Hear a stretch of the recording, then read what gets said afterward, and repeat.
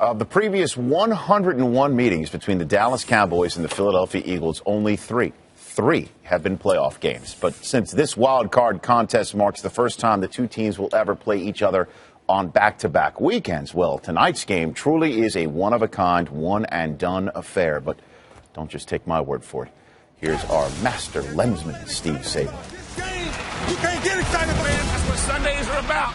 The world's most renowned romantic poet, Lord Byron, once wrote, "Hatred is by far the longest pleasure."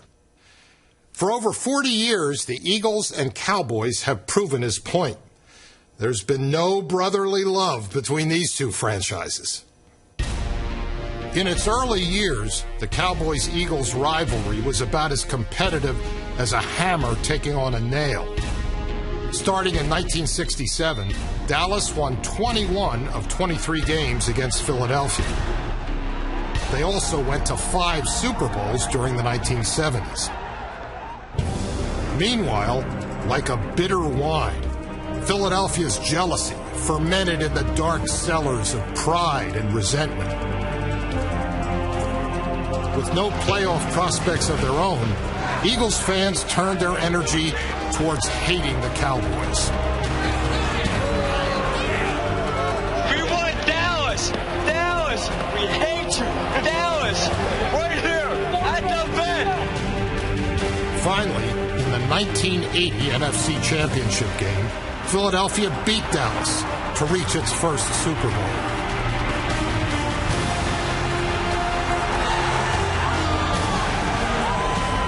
But the victory only stoked the rivalry. During the 1987 strike, Tom Landry's Stars crossed the picket line. Buddy Ryan was forced to field a roster of replacement players.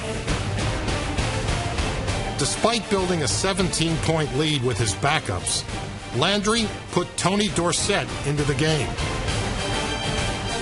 When the future Hall of Famer scored, Ryan was incensed.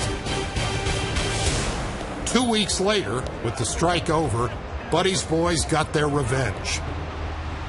The Eagles led by 10 in the final minute. Ryan called for Randall Cunningham to fake a kneel down and throw deep. The resulting pass interference penalty led to a humiliating touchdown on the game's final play.